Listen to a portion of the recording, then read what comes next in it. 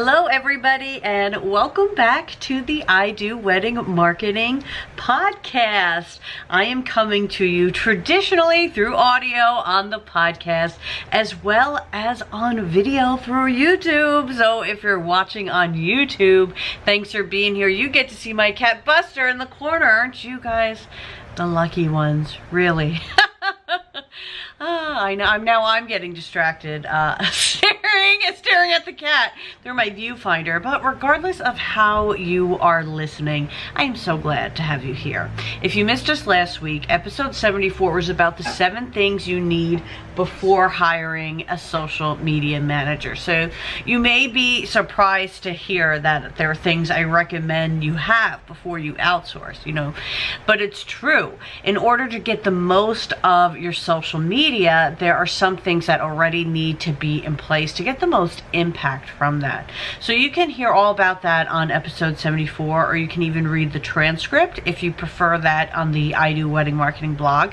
I'll be having this episode go up on there as well. But let's get to today. I am recording this on the second day of the year. It's January 2nd, and with New Year's Day falling on a Sunday, it feels like we get this bonus day today on January 2nd where it's, a bank holiday, and I can kind of leisurely schedule and look into some material I've been meaning to post, which is where I found a quote that I previously had saved to address with all you guys. So the quote is, "Marketing is the generous act of helping someone solve a problem, their problem."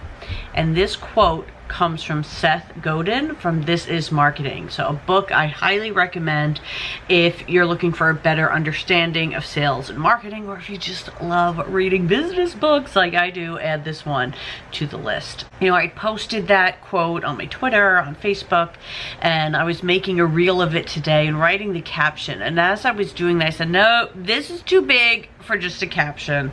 We need to talk about this together on the podcast. So I think this is a great question to really journal and brainstorm out. So if you want to grab a piece of paper or open the notepad on your phone and really workshop this. So based on Seth's quote and teachings, the question we are asking is, what is the problem you solve for couples? All right, so we're going to keep this wedding specific, and we're going to focus on the problem you solve for couples. So I'm going to go through a couple of just different offshoot examples, and we'll kind of just go through this together.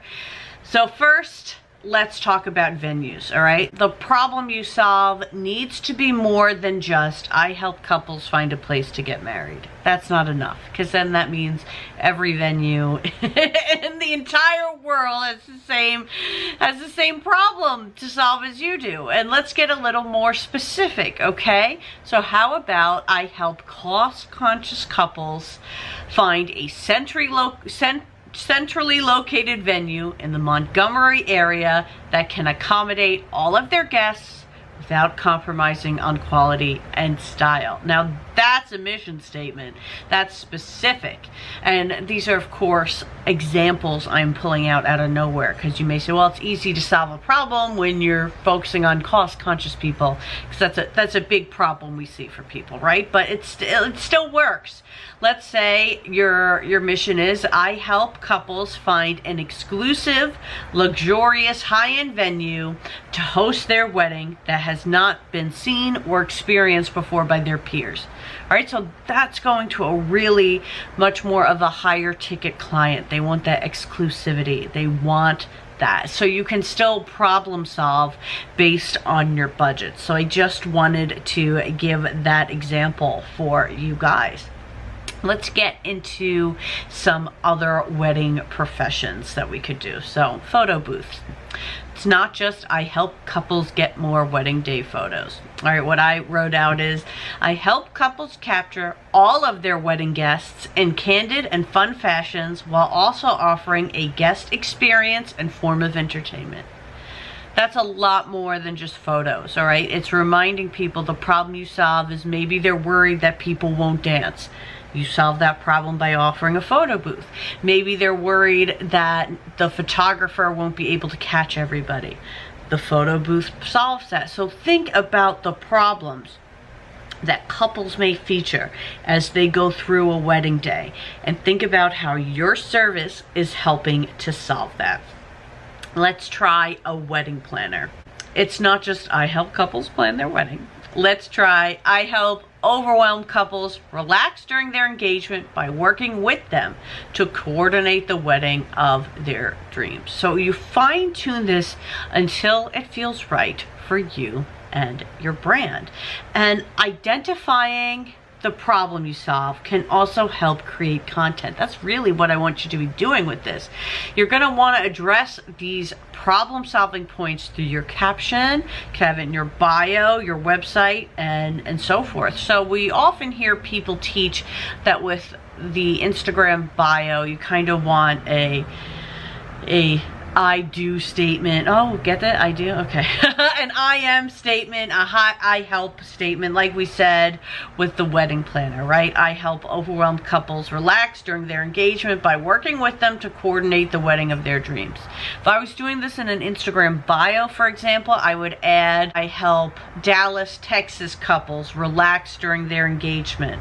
You know, I would add in some of those specifics that relate to your business.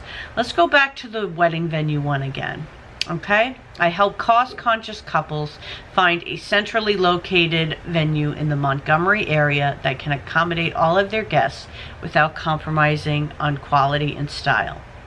All right, so if I was applying this to the website, let's say, I probably would brainstorm how else to say cost-conscious couples.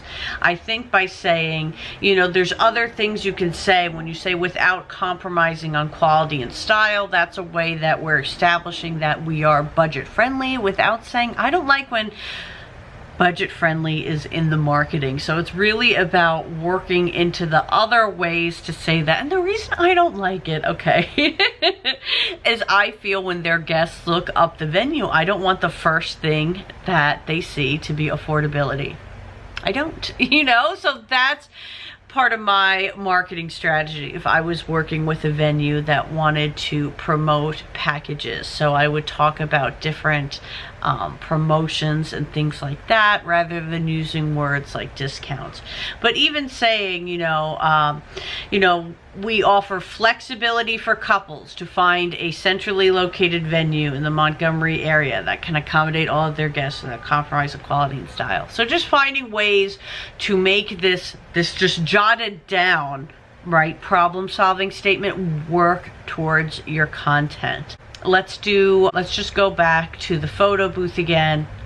So let's say your company is just called a wedding photo booth company. Wedding photo booth company helps couples capture all of their wedding guests in candid and fun fashions while also offering an unforgettable guest experience and a form of entertainment.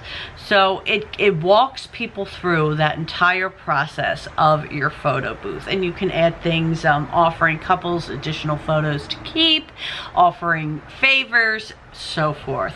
So what I would do is I would take out that sheet of paper that you're brainstorming on, and I would just dump all the things you solve, all the things you offer, you know. So it's you know, you offer peace of mind because they don't have to worry about planning their wedding. You offer resources because they can work with their vendors through you, or you refer vendors to them, you know, all the things that you do, and just keep writing it out, and then translate that into some content that you can use. And because that is how you're going to be selling your business. This is stuff, I mentioned the social media way to use it, of using it just in your captions and whatnot, but this is what you're going to be using in your sales. You know, you're not just buying a photo booth company, you're buying a favor, you're buying an experience at the event, you're buying entertainment for your guests, and you're buying then hundreds of photos.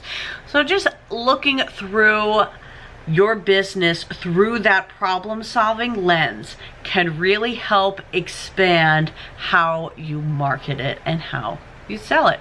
So that is what I wanted to talk about today. This is episode 75 of the podcast. We're almost up to $1. How about that? So like I mentioned, the I Do Wedding Marketing podcast is available anywhere you listen to podcasts. It's available on my YouTube channel, and you can read the transcripts on my blog over at idoweddingmarketing.com. Right now we are offering Instagram audits and strategy calls in addition to our full service social media management. So if you want to check that out, you can go to idoweddingmarketing.com. Thanks for being here, guys, and I will see you on the next one.